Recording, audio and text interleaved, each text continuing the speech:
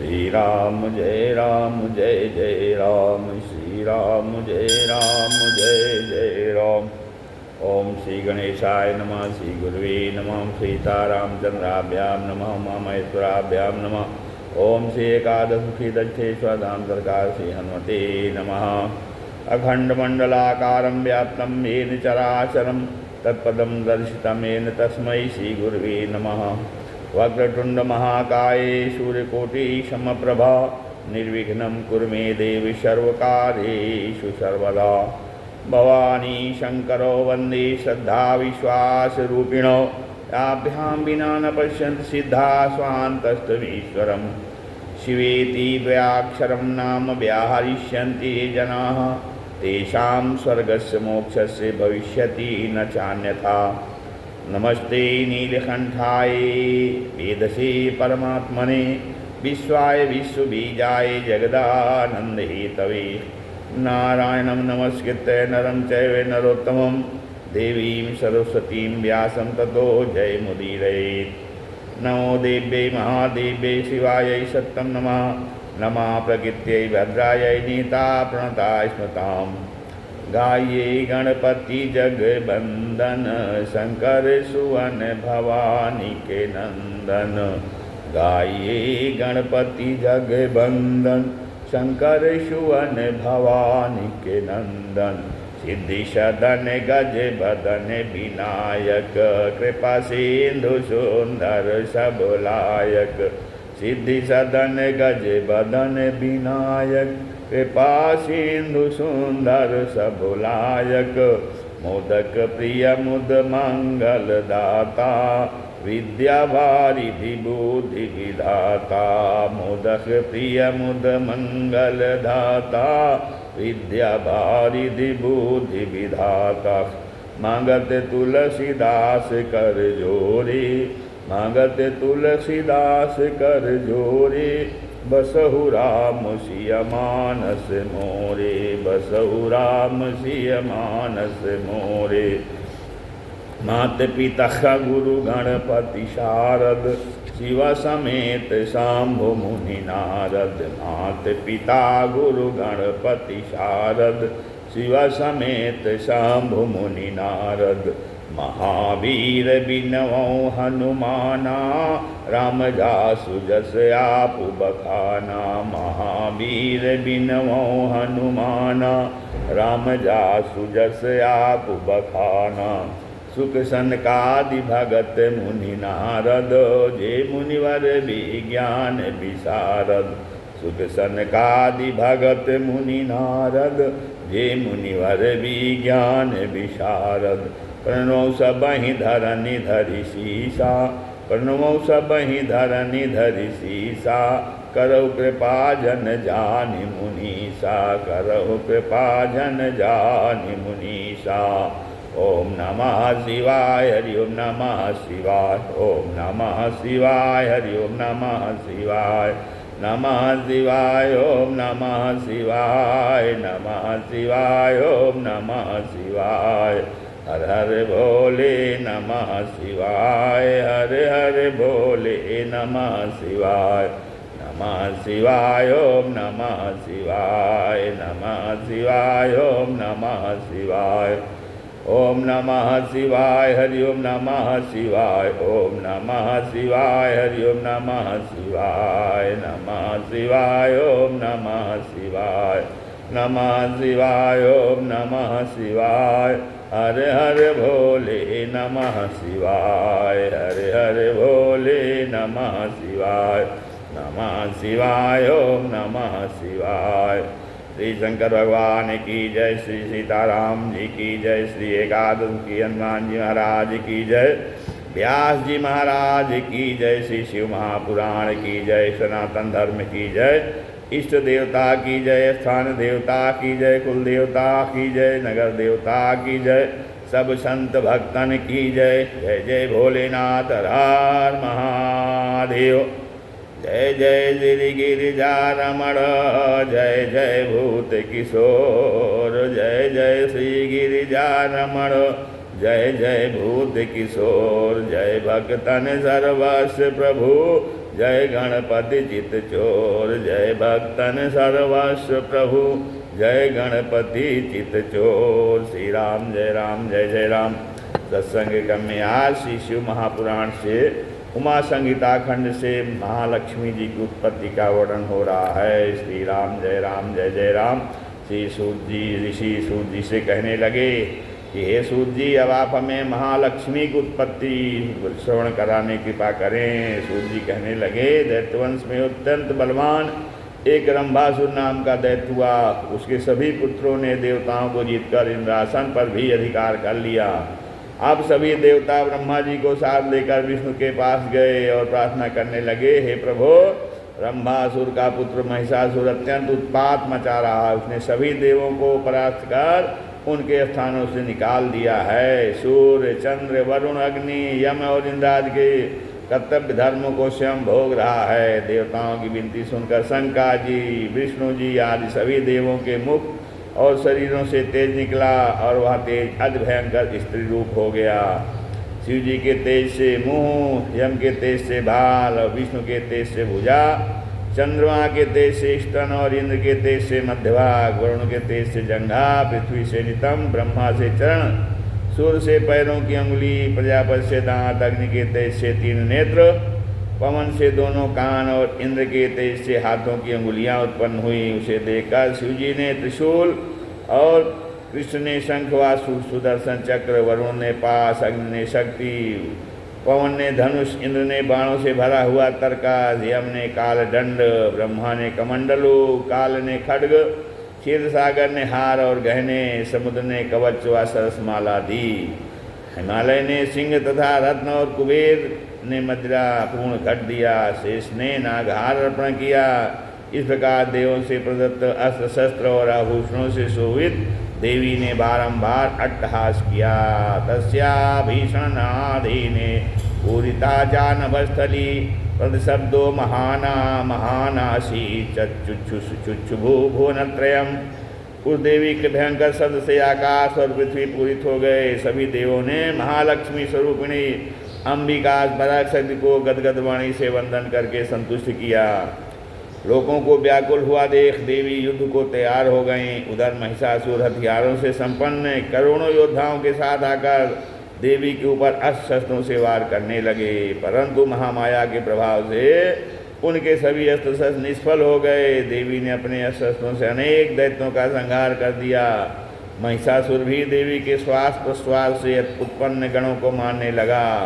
सींगों खुरों से प्रहार करता हुआ सिंह को भी मारने दौड़ा। देवी ने तुरंत ईश्वरी पास लेकर उसे बांधने का प्रयास किया, लेकिन तभी वह सिंह बन गया। देवी ने उसे बाणों से ताड़न किया, परंतु वह तुरंत हाथी बन करके पर्वतों को भी ताड़न करने लगा। तब देवी ने क्रोधित होकर के एवमाभास कूर्धित्वा देवी सर्वकलामयी पदाक्रम्यासुरम कंठे शूलेनोग्रेण साभिनत। तो देवी ने जो सभी कलाओं से पूर्ण थी, कूद कर दैत्य को पैरों से कुचलकर उसके कंठ को तीव्र त्रिशूल से भेदन कर दिया। अब देवी के चरणों से पीड़ित हुआ दैत्य भैंसे के रूप में मुंह से रक्त बहाने लगा। तब देवी ने उसके सिर को खड्ग से काट दिया। दैत्य के सिर को कटा देखकर बचे हुए दैत्य त्राही त्राही करते हुए भाग गए। देवता आकाश से पुष्पों की वर्षा करते हुए जय जयकार करने लगे। त्रिलोकी में आनंद छा गया। भोले बाबा और महादेवी की कृपा से देवताओं का कष्ट दूर हो गया। अब भोले बाबा क्या कहते हैं, भोले बाबा से मिलने का सत्संग ही बहाना है। भोले बाबा से मिलने का सत्संग ही बहाना है। दुनिया वाले क्या जाने मेरा रिश्ता पुराना है। दुनिया वाले क्या जाने मेरा रिश्ता पुराना है। भोले बाबा से मिलने का सत्संग ही बहाना है। दुनिया वाले क्या जाने मेरा रिश्ता पुराना है। काशी में ढूंढा तुम्हें उज्जैनी में पाया है। काशी में ढूंढा तुम्हें उज्जैनी में पाया है।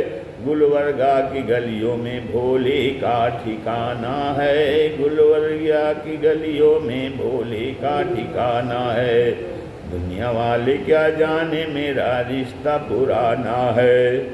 फूलों में ढूंढा तुम्हें कलियों में पाया है, फूलों में ढूंढा तुम्हें कलियों में पाया है।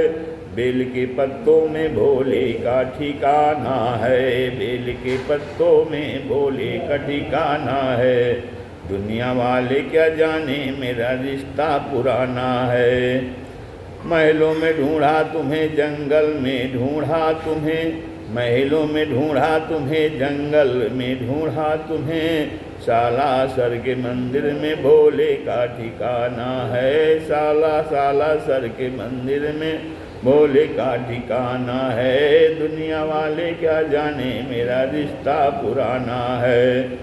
तप के स्वर में ढूंढा तुम्हें घूमेश्वर में पाया है, तप के ईश्वर में ढूंढा तुम्हें घूमेश्वर में पाया है। भक्तों के मंडल में भोले का ठिकाना है, भक्तों के मंडल में भोले का ठिकाना है। दुनिया वाले क्या जाने मेरा रिश्ता पुराना है। श्री राम जय राम जय जय राम। अब कौशिकी का वृत्तांत बता रहे हैं। सूत जी कहने लगे, एक समय शुम्भ तथा निशुम्भ के अत्याचारों से व्याकुल देवता हिमालय पर जाकर देवी पार्वती को देखकर विनती करने लगे, हे महामाये, आप इनसे हमारी रक्षा करो।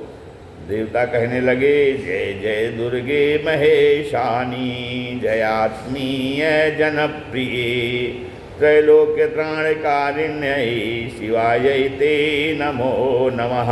देवता बोले, हे दुर्गे, हे महेशानी, हे आत्मीय जनप्रिय, तुम्हारी जय हो। हे त्रिलोकी की रक्षा करने वाली, आपको नमस्कार है। सभी देवताओं ने इस प्रकार से विनती किया और तब पार्वती के शरीर से एक कन्या प्रकट हुई जो कौशिकी नाम से प्रसिद्ध हुई, क्योंकि वह पार्वती के शरीर के कोष से प्रकट हुई थी। उस अलौकिक देवी को देखकर चंडमुंड ने बड़ा भय माना और देवी की सुंदरता को देखकर मोहित हो पृथ्वी पर गिर पड़े। अपने स्वामी से जाकर देवी की अनुपम सुंदरता के विषय में कहने लगे, हे स्वामी, हिमालय के मनोहर शिखर पर केले के स्तंभों जैसी जांघों वाली, तोते जैसी नासिका वाली, सर्व के समान भुजाओं वाली, कस्तूरी के समान सुगंध वाली, आभूषण से सुशोभित बिजली की शशि कांति वाली, सुंदर वस्त्रों वाली और भुजाओं वाली सुंदरी को हमने देखा है। तादृशी नासुरी नागी न गंधर्वी न दानवी, विद्यते त्रिषु लोकेषु यादृशी सा मनोरमा। हे स्वामी, इतनी सुंदर न कोई आसुरी है, न गंधर्वी है, न नाग कन्या है, न कोई दानवी है, न तीनों लोकों में ऐसी कोई मनोहर है। हे स्वामी, इस कारण आप ही उस कन्या को भोगने योग्य हैं, क्योंकि इस समय वह स्त्री रत्न है और आप जो है वो पुरुष रत्न हैं। चंडमुंड से ऐसा सुनकर दैत्यराज ने देवी के पास सुग्रीव को भेजा। सुग्रीव दूत को भेज कहा, मैं इंद्रजीत असुरेश्वर हूँ, मुझको या मेरे भाई को वर लो, मैं ही अखिलेश्वर हूँ। तो दूत कैसे वचनों को सुनकर देवी दूत से कहने लगी, देवी ने कह रही हैं, सत्यम वदसि भो दूतो नान्यतम किंचित उच्यते, परम ते काग्रता पूर्वम प्रतिज्ञाताम निबोध में। देवी दूत से कहने लगी कि जो मेरे अहंकार को दूर करके मुझे युद्ध में जीतेगा, मैं निश्चित रूप से उसे ही पति बनाऊंगी, दूसरे को नहीं। यो माम जयति संग्रामे यो मे दर्प व्यपोहति, यो मे प्रतिबलो लोके समे भर्ता भविष्यति। जो मुझे संग्राम में जीत लेगा, जो मेरे अभिमान को चूर्ण कर देगा तथा संसार में जो मेरे समान बलवान होगा वही मेरा स्वामी होगा। अब दूत ने पूरा समाचार शुंभ से निवेदन कर दिया। सारा समाचार शुंभ ने सेनापति से कहा, हिमालय पर कोई स्त्री रहती है जो अत्यंत रूपवान और सुंदर है। सेनापति धूम्राक्ष ने वहां जाकर कहा, तू मेरे स्वामी के पास चल, नहीं तो तुझे नष्ट कर दूंगा। देवी ने कहा, मैं बिना युद्ध के नहीं जा सकती हूँ। ऐसा वचन सुनकर धूम्राक्ष अर्थात धूमलोचन देवी के ऊपर झपटा, परंतु माहेश्वरी ने उस दैत्य को हुंकार से भस्म कर दिया। तभी से उस देवी का नाम धूमावती हो गया। उस देवी के वाहन सिंह ने दूसरे दैत्यों को नष्ट कर दिया और कुछ बचकर भाग गए।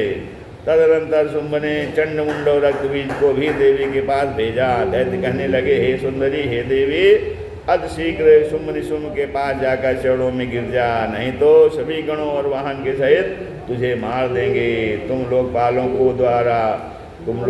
द्वारा स्तुत किए हुए पद को वर्ण कर धन्य होगी। देवी बोली, हे मैं महेशान शिव जी की सूक्ष्म प्रकृति हूँ, मैं दूसरे इंसान को कैसे वर्ण कर सकती हूँ। सिंही काम तुरा नैव जम्बुकम बिड़ते क्वचित, हे दैत्यो काम से बिड़ी सिंहनी कभी गीदड़ को वर्णन नहीं कर सकती।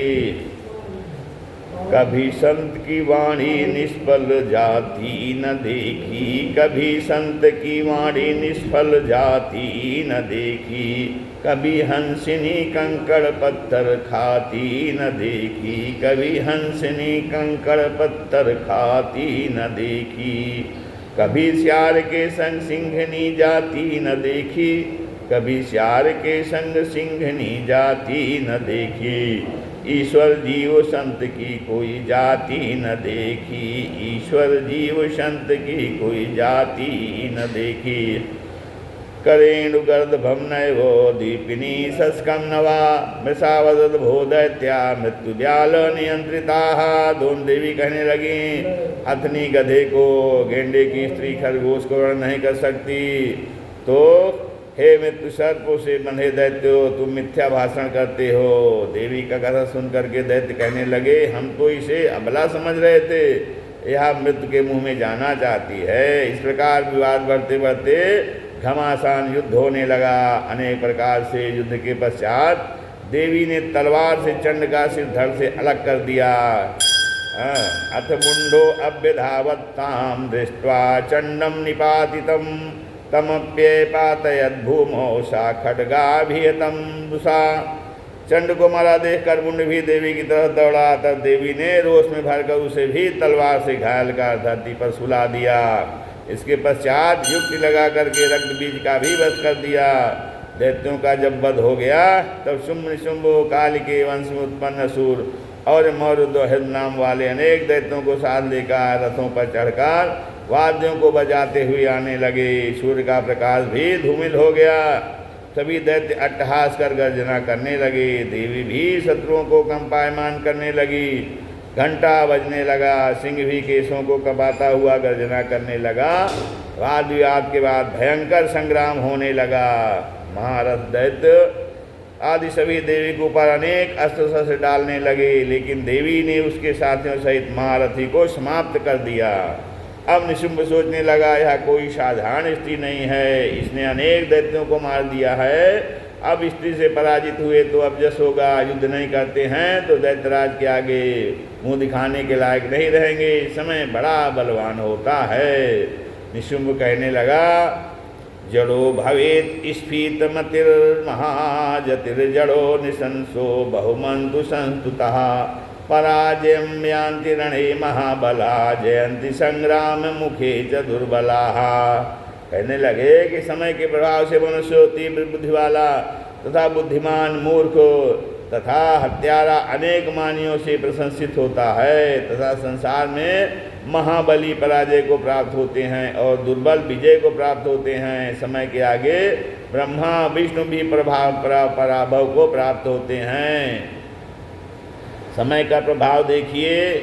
एक दिन कृष्ण को रण छोड़ो नाम पढ़ो, एक दिन कृष्ण को रण छोड़ नाम पढ़ो, एक दिन कंस को पछाड़ दियो क्षण में, एक दिन कंस को पछाड़ दियो क्षण में। एक दिन अर्जुन ने महाभारत जीत लीनी, एक दिन अर्जुन ने महाभारत जीत लियो, एक दिन भीलन ने लूट लियो वन में, एक दिन भीलन ने लूट लियो वन में। एक दिन रावण ने 10 दिशा जीत लीनी, एक दिन रावण ने 10 दिशा जीत लीनी, एक दिन 10 सिर काटे पड़े रण में, एक दिन 10 सिर कटे पड़े रण में। अरे नर ज्ञानी तू काहे पै गुमान करे, अरे नर ज्ञानी तू काहे पै गुमान करे। सूरज की 3 गति होती एक दिन में, सूरज की 3 गति होती एक दिन में। तो निशुंभ सोचने लगा, यह देवी देवताओं का हित साधन करने और दैत्यों का नाश करने आई है। क्रोधित होकर दैत्य चंडिका तथा कालिका के ऊपर सहस्रों बाणों से वह प्रहार करने लगा, परंतु उसके बाणों को पार्वती ने खंड खंड कर दिया। दैत्य ने फिर खड्ग से फिर त्रिशूल से वार किया, लेकिन चंडिका ने दोनों का भेदन कर दिया। फिर देवी ने रक्त चूसने वाले 30 बाणों से निशुंभ को मारकर पृथ्वी पर गिरा दिया। अपने छोटे भाई को मरा देखकर शुंभ ने रथ पर चढ़कर शंख बजाया। देवी ने भी अट्टहास किया। शुंभ ने देवी पर शक्ति से प्रहार किया। देवी ने उसे नष्ट कर त्रिशूल और बाणों से दैत्य को घायल कर दिया। ततो मृषित्वा त्रिशिखोद्भवां व्यथां विधाय बाहूनयुतं महाबलः सकालिकां सिंहयुतां महेश्वरीं जघान चक्रैरमरक्षयं करैः। इसके बाद वह महाबली दैत्य त्रिशूल की व्यथा को सहकर माया से 10,000 भुजाएं बनाकर देवताओं का भी नाश करने में समर्थ चक्रों से सिंह सवार महेश्वरी कालिका पर प्रहार करने लगा।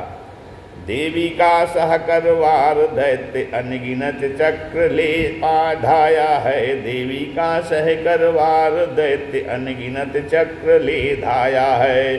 कालिका सिंह पर वार किए, कालिका सिंह पर वार किए, मन में अति ही गर्व आया है, मन में अति ही गर्व आया है। देवी ने अपनी लीला से दैत्य के चक्रों को त्रिशूल से भेदन करके उसी त्रिशूल से शुंभ को मार दिया। शेष दैत्यों का भी संहार कर दिया। अब शुंभ के मारे जाने पर देवता लोग हर्षित होकर अपने अपने स्थानों को प्रस्थान कर गए। उस समय सभी नदियां स्वच्छ जल वाली होकर बहने लगी। आकाश साफ हो गया। ऋषियों ने अपने यज्ञादि कर्म पुनः आरंभ कर दिए। इंद्र आदि सभी देवता सुखी हो गए। अब पार्वती जी का अवतार हो रहा है। एक समय देवता और दैत्यों में भयंकर युद्ध हुआ। महामाया के प्रभाव से देवता विजयी हुए और आपस में अपने अपने बलों का बखान कर दर्प में भर गए कि हमने अपने बल से दैत्यों को हराकर भागने को मजबूर किया। उसी समय वहीं पर कूट रूप एक तेज प्रकट हुआ। उसे देखकर सभी देवता आश्चर्य में पड़ गए कि यह तेज क्या है। इंद्र ने उस तेज का पता लगाने वायु को भेजा। वायु ने जाकर परिचय पूछा, आप कौन हो? तो उसने पूछा, तुम कौन हो? तब वायु बोला, मैं जगत का प्राण हूँ, प्राणवायु हूँ, मैं ही जगत को चलाने वाला हूँ। वायु के घमंड की बातें सुन करके वह तेज कहने लगा, यदि तुम जगत चलाने में समर्थ हो तो इस रखे हुए तृण तिनकों को यहाँ से हटा दो। तब वायु ने अपनी पूरी शक्ति लगा दी, परंतु वह तृण इधर उधर भी नहीं हुआ। पवन का सिर झुक गया। फिर सभी देवताओं ने उस तेज को जानने का प्रयास किया, परंतु सभी असफल रहे। अब देवराज इंद्र उस तेज को जानने गया, परंतु वह तेज अदृश्य हो गया।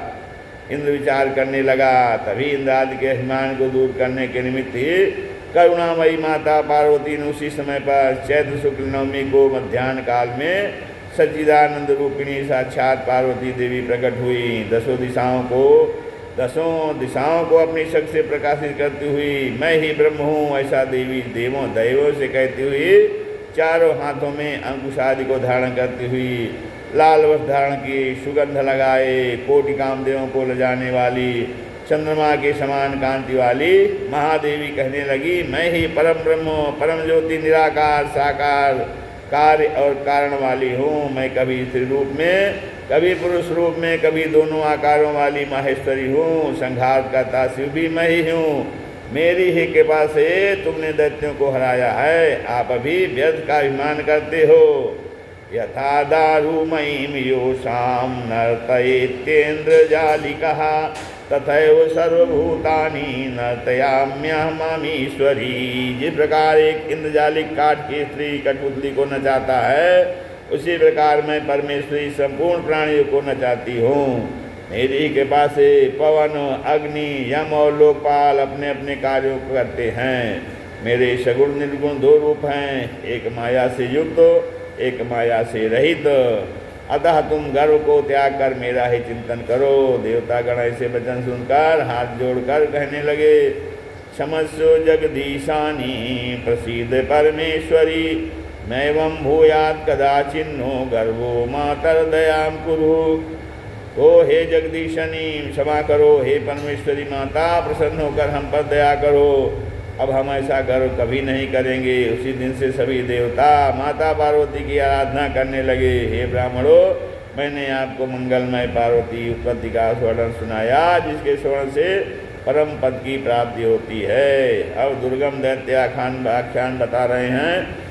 सूत जी कहने लगे, एक साधन रुरु के पुत्र दुर्गम नामक दैत्य ने तब एक समय रुरु के पुत्र दुर्गम नामक दैत्य ने तब से ब्रह्मा जी को प्रसन्न कर वरदान में चारों वेदों को प्राप्त किया। अजय बल को प्राप्त कर पृथ्वी पर अनेक उपद्रव करने लगा। स्वर्ग के देवता भी कांपने लगे। वेदों के अभाव में सभी क्रियाएं तब यज्ञ दान हवन नष्ट होने लगे। ब्रह्मांड दुराचारी हो गए। पृथ्वी पर 100 वर्ष तक अनाविष्ट हुई। सभी लोगों में हाहाकार मच गया। सभी प्राणी भूख प्यास से अत्यंत पीड़ित होने लगे। नदी सरोवर बावड़ी कूप और समुद्र जलहीन हो गए। ऐसे दीन प्रजा के दुख को देखकर सभी देवगण महामाया माहेश्वरी की शरण में गए। रक्ष रक्ष महामाये स्वकीया सकला प्रजा कोपम संघर नूनम त्वं लोका नक्ष्यन्ति चान्यथा। तो देवता बोले, हे महामाये, अपनी संपूर्ण प्रजा की रक्षा करो। तुम क्रोध का त्याग ना करो, नहीं तो सभी लोग नष्ट हो जाएंगे। आपने ही मधुकौटभ और महिषासुर का संहार किया था। हे मातेश्वरी, इसे शीघ्र मारकर हमारा कष्ट दूर करो। जब जब देवता ऋषि मुनियों और ब्राह्मणों पर आपत्ति आती है, आप ही सभी का कष्ट दूर करती हो। देवताओं की करुण पुकार सुनकर देवी ने अपना रूप दिखाया। 4 हाथों में धनुष बाण पद्म धारण करने वाली प्रजा के दुख से दुखी होकर 9 दिन और 9 रात रोई।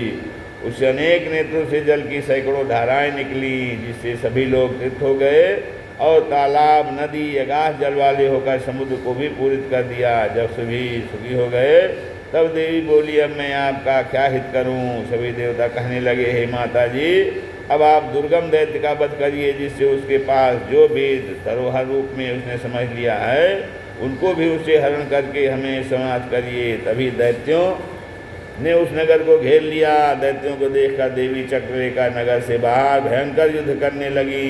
घमासान युद्ध होने लगा, हाहाकार मचने लगा। एतस्मिन्नन्तरे तस्या शरीराद रम्य मूर्तया कालीतरा छिन्नमस्ता श्री विद्या भुवनेश्वरी भैरवी बगला धूम्रा श्रीमत् त्रिपुर सुंदरी मातंगी चा महाविद्या निर्गता दशायुधा।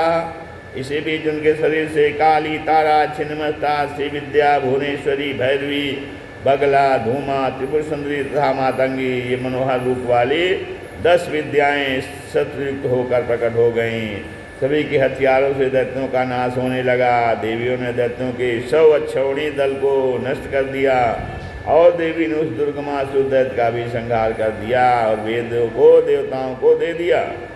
देवता कहने लगे, हे देव, तुमने अनंताक्षिमय रूप धारण किया है, इसलिए तुम्हारा एक नाम शताक्षी होगा और अपने शरीर से उत्पन्न शावक शाक से जनता का पालन करने के कारण तुम लोग तुम्हें शाकंभरी कहेंगे। दुर्गमाख्यो महादैत्यो हतो यस्मात् तथा शिवे दुर्गाम भगवतीम भद्राम व्याहरिष्यन्ति मानवाः। हे देवी, जिस कारण से तुमने दुर्गम दैत्य को मारा है, अतः मनुष्य तुमको दुर्गा भगवती कहेंगे। योग निद्रे नमस्तुभ्यम नमस्ते अस्तु महाबले नमो ज्ञान प्रदे तुभ्यम विश्वमात्रे नमो नमः। हे योग निद्रे, हे महाबले, हे ज्ञानदायी, हे ज्ञानदात्री, आपको नमस्कार है, नमस्कार है। हे लोक माता, आपको नमस्कार है। हे माता, हम सभी आपके प्रभाव को नहीं जान सके। हे ज्ञानमयी, हे महाबले माता, हम वंदन करते हैं।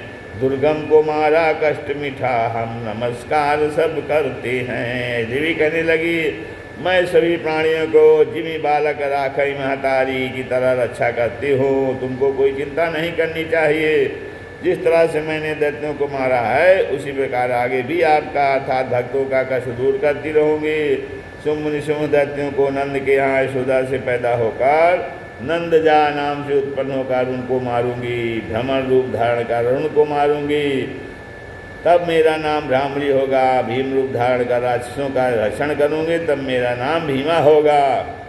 दिगंबरा दिगंबरा काशी विश्वनाथ भजो दिगंबरा दिगंबरा दिगंबरा काशी विश्वनाथ भजो दिगंबरा।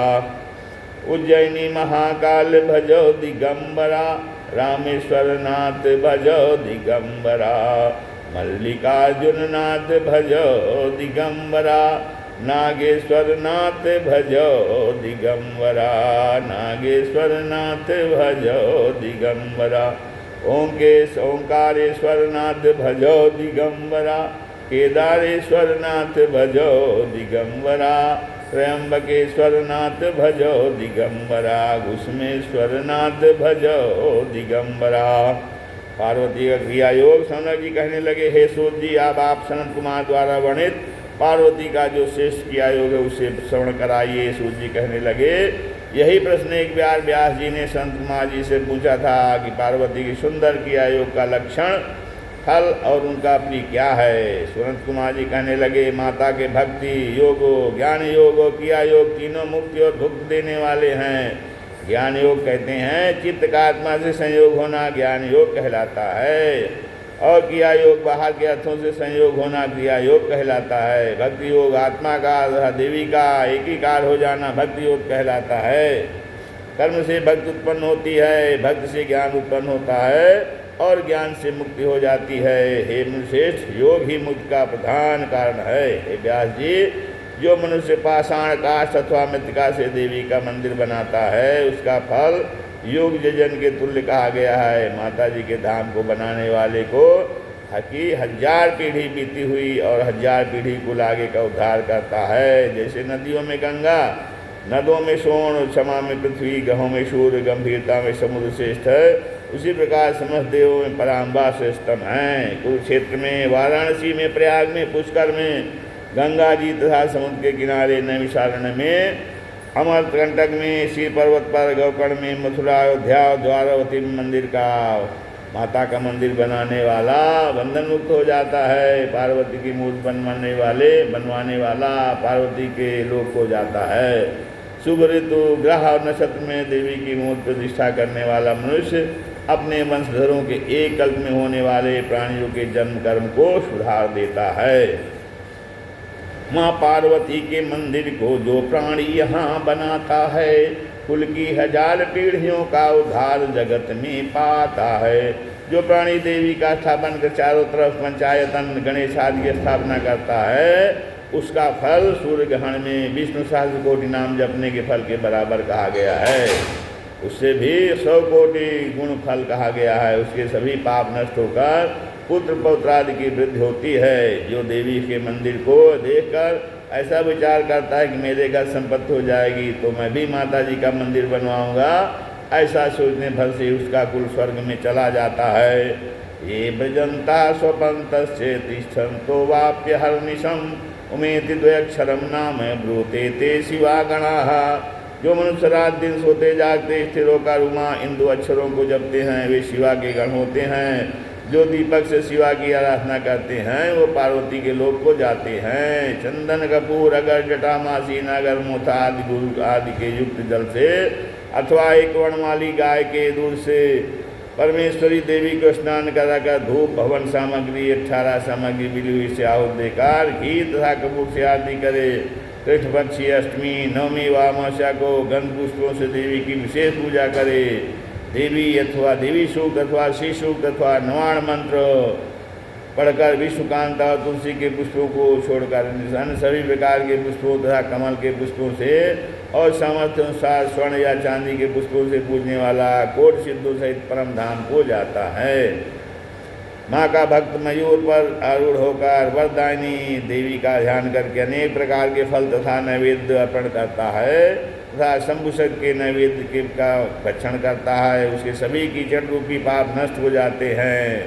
जो धूप दीप नैवेद्य पुष्प भक्ति से माँ को देता है, श्री सूक्त नवाणक मंत्र बोल निज मन को निर्मल करता है। तो चैत्र शुक्ल तृतीया को भवानी के व्रत को करने वाला भवबंधन से मुक्त हो जाता है। वैशाख शुक्ल अथवा तृतीया को जो मालती, चंपा, मल्लिका, जयबल बंधु तथा कमलों से माता जी का पूजन करता है वह करोड़ जन्म के मन वाणी और शरीर द्वारा किए हुए पापों को दूर कर अर्थ धर्म काम और मोक्ष को प्राप्त करता है। जो मनुष्य ज्येष्ठ शुक्ला तृतीया को विधिवत माता को पूजन करता है उसे कुछ भी प्राप्त नहीं रहता। आषाढ़ शुक्ला तृतीया के दिन अपनी सामर्थ्य अनुसार रथोत्सव का आयोजन करे। पृथ्वी के राज सूर्य चंद्र के रथांग पहिए, वेदों को घोड़े, ब्रह्मा जी को सारथी मानकर अनेक मणियों सजाकर उसमें पार्वती को स्थापित विराजमान कर धीरे धीरे चलाकर जय जयकार करता हुआ जाए। हे दीनवत्सले, हे देवी, हे शरणागतों की रक्षा करो। अनेक ना वाद्य बजाकर भगवती को प्रसन्न करें। सीमा के अंत में ले जाकर रथ को अनेक स्त्रोतों से पूज कर उन देवी को अपने घर ले आए। फिर प्रणाम करके प्रार्थना करे। इस प्रकार रथोत्सव करने वाला प्राणी इस लोक में सुख भोग करके अंत में देवी के लोक को जाता है। श्रावण भाद्रपद की शुक्ल पक्ष की तृतीया को जो माता जी का व्रत रखकर श्रद्धा से पूजन करता है, वह पुत्र पौत्र धन धान से सदैव संपन्न रहता है और अंत में उमा लोक को जाता है। आश्विन मास की शुक्ल पक्ष में नवरात्रि के व्रत में सभी मनोरथ पूर्ण होते हैं। नवरात्रि व्रत के प्रभाव को ब्रह्मा, शिव और कार्तिकेय भी कहने में समर्थ नहीं है। हे मुनिश्रेष्ठ, नवरात्रि करके बृहस्पति सूरत ने अपना गया हुआ राज्य पुनः प्राप्त कर लिया था। इसी व्रत के प्रभाव से अयोध्या नरेश ध्रुव संधि ने पुत्र सुदर्शन ने अपना छीना हुआ राज पुनः प्राप्त किया था। इस श्रेष्ठ व्रत को करके माहेश्वरी को की आराधना करके समाधि नाम का वैश्य मुक्त का भागी हो गया था। जो मनुष्य तृतीया, पंचमी, सप्तमी, अष्टमी, नवमी तथा चतुर्दशी के दिन देवी की आराधना पूजा करता है, उसकी सभी कामनाएं पूर्ण होती हैं। जो कार्तिक मार्सी पौष और बैसाख के महीनों में किस पक्ष की तृतीया को लोहित करवीर के पुष्पों धूप गंधों से मंगला देवी को पूजा करता है, उसकी सभी कामनाएं पूर्ण होती हैं। यह व्रत सौभाग्य की कामना को विद्या, धन, पुत्र, पौत्र व सांसारिक वैभव की प्राप्ति के लिए किया जाता है। हे मुनिश्रेष्ठों, जिस पावन उमा संहिता को पढ़ता है वह परम गति को प्राप्त होता है। जिस घर में सुंदर अक्षरों से लिखी यह संहिता रहती है और विशेष की पूजा होती है, उस घर में किसी भी प्रकार की कामना शेष नहीं रहती है।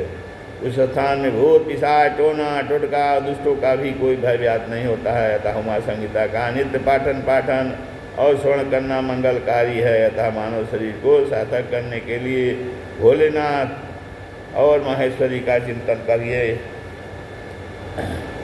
बड़े भाग से यह मनुज तन मिला है, बड़े भाग से यह मनुज तन मिला है। कमाते कमाते उम्र पार कर दी, कमाते कमाते उम्र पार कर दी।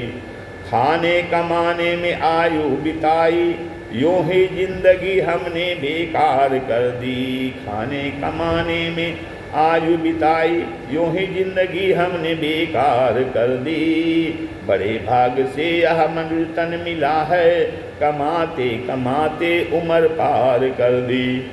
अभी चेत जा वक्त जो भी बचा है, अभी चेत जा वक्त जो भी बचा है।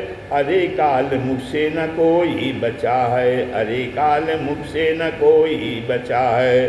जरा सोच लेना, जरा सोच लेता, जरा सोच लेता ले जाएंगे क्या।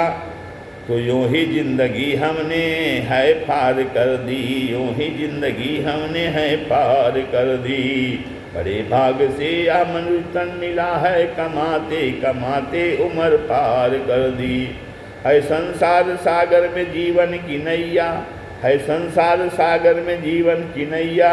है पतवार सत्कर्म सदगुरु खिवैया, है पतवार सत्कर्म सदगुरु खिवैया। माया के चक्कर में फंस कर के हमने, माया के चक्कर में फंस कर के हमने जीवन की नैया है मझधार कर दी, जीवन की नैया है मझधार कर दी। अगर चाहता बड़े भाग से यह मनुष्य तन मिला है, कमाते कमाते उम्र पार कर दी। अगर चाहता अपना कल्याण प्राणी, अगर चाहता अपना कल्याण प्राणी। तो ले मान सच्ची सतगुरु की बानी, तो ले मान सच्ची सतगुरु की बानी। लगे अपना जीवन सत्कर्म में अब, लगे अपना जीवन सत्कर्म में अब। अभी तक तो ये उम्र बेकार कर दी, अभी तक तो ये उम्र बेकार कर दी। बड़े भाग से यह मनुष्य तन मिला है, कमाते कमाते उम्र पार कर दी, कमाते कमाते उम्र पार कर दी। श्री राम जय जय राम, श्री राम जय जय राम। कथा विसर्जन होते हैं सुनो वीर हनुमान, राम लखन सीता सहित हृदय करो विश्राम सियावर रामचंद्र।